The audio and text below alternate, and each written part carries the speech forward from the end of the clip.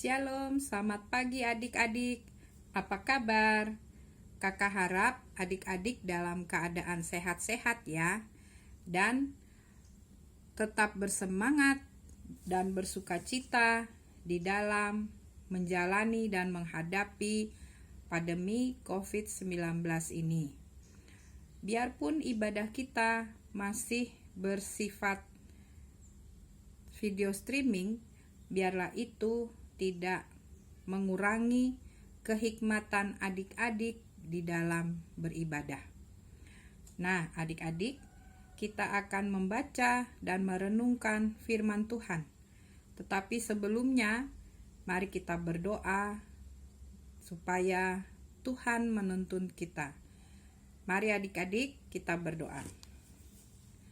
Bapa di dalam kerajaan surga, kembali kami mengucap syukur dan berterima kasih kepadamu karena kasih setiamu yang tak pernah berkesudahan di dalam kehidupan kami. Kami sebentar lagi akan membaca dan merenungkan akan firman Tuhan. Biarlah firman yang kami baca dan renungkan ini boleh menjadi berkat di dalam kehidupan kami. Berfirmanlah ya Tuhan Yesus, karena kami telah bersedia untuk mendengarkannya. Amin.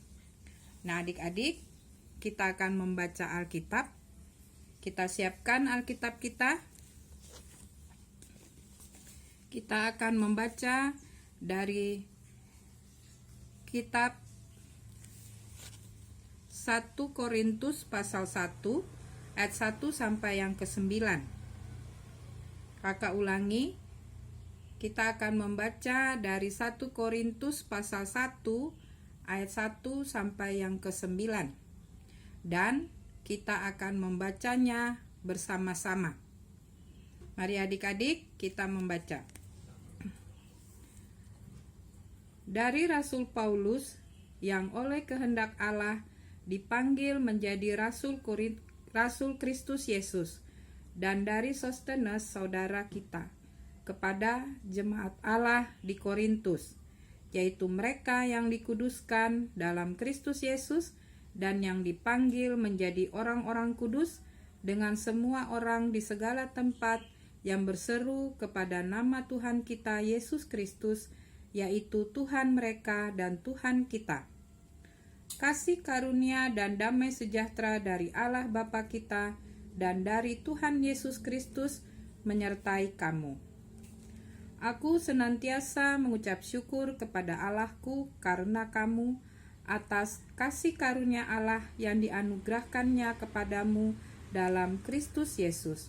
Sebab di dalam Dia kamu telah menjadi kaya dalam segala hal, dalam segala macam perkataan dan segala macam pengetahuan, sesuai dengan kesaksian tentang Kristus yang telah diteguhkan di antara kamu.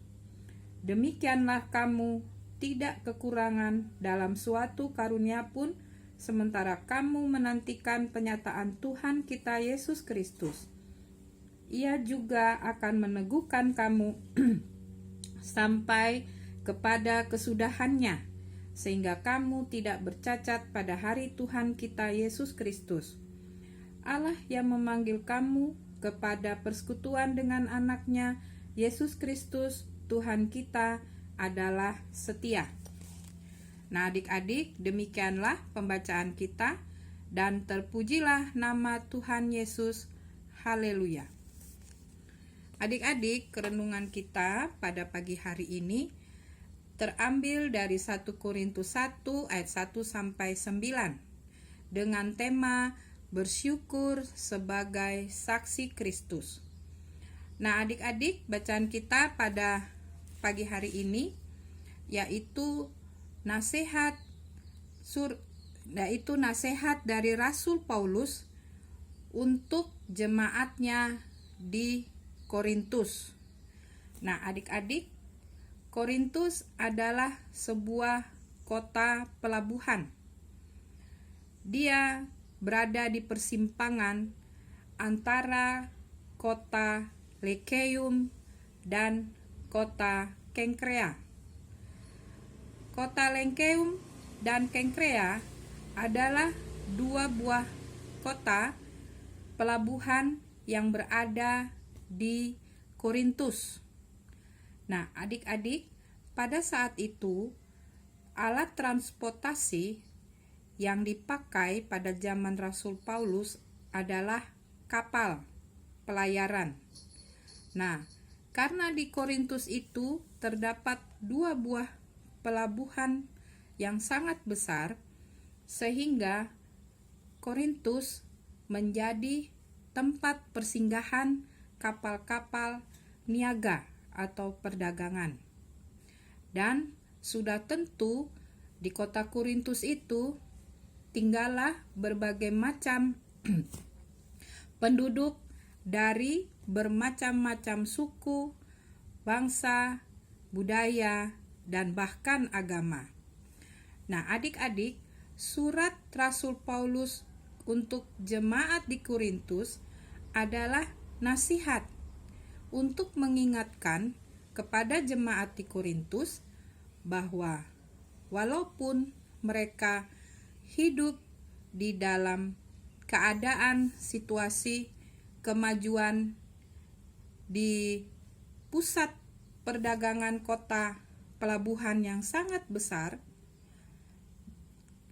Rasul Paulus mengharapkan supaya jemaat Korintus tetap bertumbuh imannya di dalam keadaan situasi apapun. Nah, tidak terpengaruh oleh keadaan-keadaan duniawi yang dapat mengancam pertumbuhan dan perkembangan iman jemaat Korintus pada saat itu. Nah, adik-adik, surat 1 Korintus pasal 1 ayat 9 ini mempunyai tujuan, yaitu yang pertama, karya keselamatan Yesus Kristus dalam kehidupan manusia telah membawa status manusia sebagai milik Allah yang telah dikuduskan.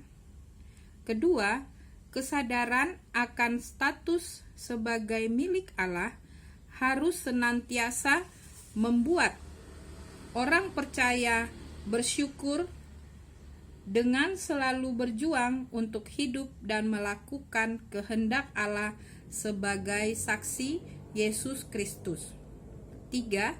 Kasih karunia Allah melalui karya keselamatan Yesus Kristus telah menganugerahkan berbagai kekayaan karunia bagi semua orang percaya.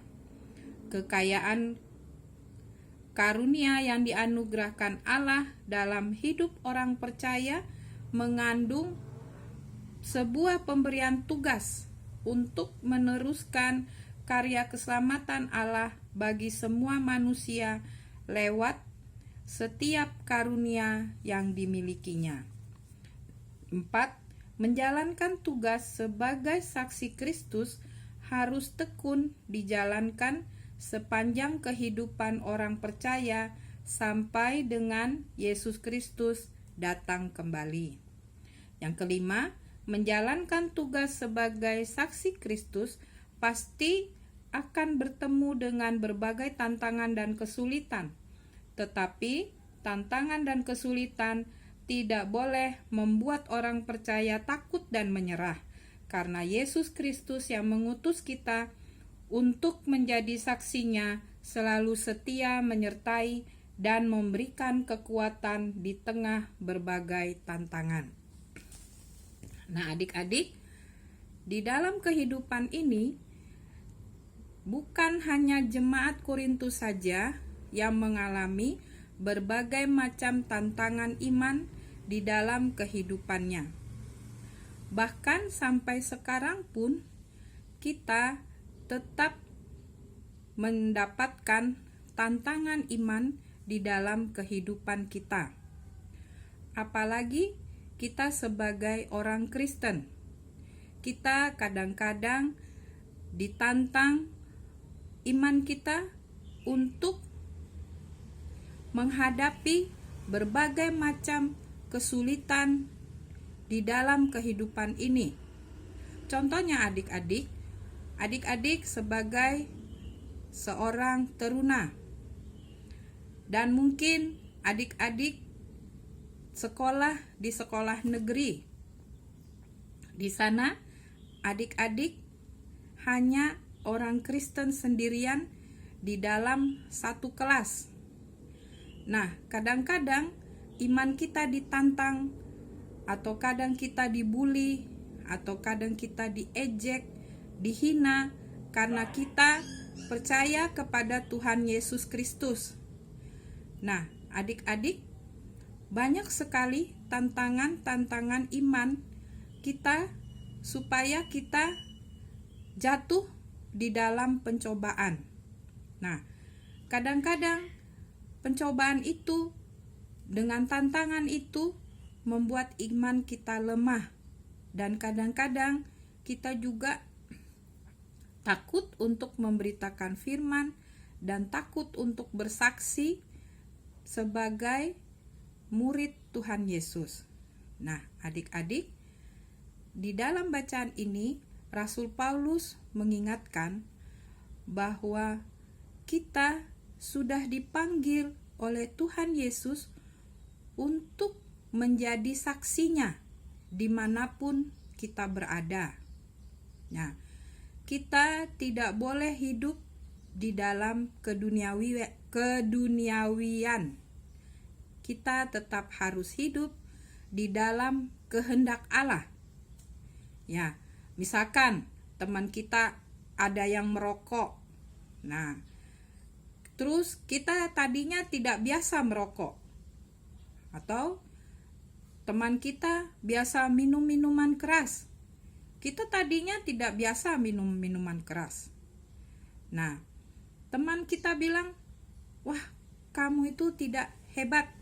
Kamu itu tidak jantan karena kamu itu tidak merokok. Kamu itu tidak minum." Atau kamu itu takut pacaran. Nah, adik-adik seperti itu kadang-kadang ada di dalam kehidupan kita. Nah, adik-adik, kita jangan terpengaruh dengan hal-hal atau omongan-omongan yang ingin menjatuhkan iman kita kepada Tuhan Yesus. Walaupun kita berada di dalam lingkungan seperti itu, kita harus bisa menghadapi tantangan yang ada di dalam kehidupan kita setiap hari. Nah, adik-adik, memang tidak mudah menjadi saksi Kristus. Kak Nita sendiri pun selalu menghadapi tantangan-tantangan seperti itu, ya. Tapi Kak Nita tidak pernah takut dan tidak pernah gentar. Kak Nita tetap percaya bahwa Tuhan Yesus itu selalu menolong kita, ya, walaupun kita tidak pernah melihat bagaimana pertolongan Tuhan, ya, tapi kita mempunyai iman bahwa Tuhan Yesus itu tidak mungkin meninggalkan kita, ya, karena memang Dia sudah berjanji, Dia tetap menolong kita dengan Roh Kudus-Nya, Dia tetap menghibur kita dengan Roh Kudus-Nya. Walaupun Tuhan Yesus sudah tidak ada di dunia ini, sudah pergi ke surga untuk menyediakan tempat bagi kita orang yang percaya, kita harus yakin bahwa kita sebagai saksi Kristus tetap dapat memberitakan Injil. Memberitakan Injil bagaimana, adik-adik? Apakah kita harus menjadi seorang pendeta atau menjadi seorang majelis? Atau pengurus pelkat? Tidak perlu. Kita pun masih teruna, kita dapat memberitakan Injil di sekolah kita, dengan perbuatan kita, dengan perkataan kita, ya, kita menjaga tingkah laku sikap kita dengan baik. Nanti Tuhan mendengar dan melihat kita. Orang lain pun melihat kita. Itu siapa ya? Anak siapa itu? Dia sangat baik. Dia bersikap yang baik. berkata yang baik, dan dia suka menolong. Nah, adik-adik, dengan perbuatan seperti itu pun kita sudah memberitakan Injil, sudah menjadi saksi Kristus dimanapun kita berada, sambil kita menjaga kekudusan hidup kita. Kita harus hidup kudus. Kita tidak boleh melakukan dosa. Kita tidak boleh melakukan kehidupan ini dengan hal-hal duniawi. Ya, kita harus selalu bersyukur atas apa yang Tuhan sudah berikan kepada kita. Kita harus menjalani kehidupan ini dengan kehendak dari Tuhan. Misalkan orang tua belum mampu memberikan kita sebuah HP yang mahal harganya atau yang sama dengan teman kita karena keadaan ekonomi, kita tidak perlu memaksa. Adik-adik bisa bersyukur masih bisa menikmati berkat jasmani, berkat kesehatan yang Tuhan berikan kepada kita setiap hari. Nah, adik-adik, biarlah renungan kita pada pagi hari ini boleh menjadi berkat di dalam kehidupan adik-adik, di dalam menjalani kehidupan sebagai anak teruna atau anak remaja setiap hari. Demikianlah firman Tuhan, dan biarlah boleh menjadi berkat bagi kita semua. Sampai di sini adik-adik, terpujilah nama Tuhan Yesus, dan mari kita berdoa. Terima kasih Tuhan Yesus, Engkau telah menuntun kami dengan hikmat-Mu sehingga kami dapat merenungkan akan firman Tuhan. Biarlah firman ini boleh menjadi penopang di dalam kehidupan kami setiap hari. Terima kasih ya Tuhan. Amin. Sampai di sini dulu adik-adik perjumpaan kita. Sampai bertemu lagi di lain waktu. Dadah.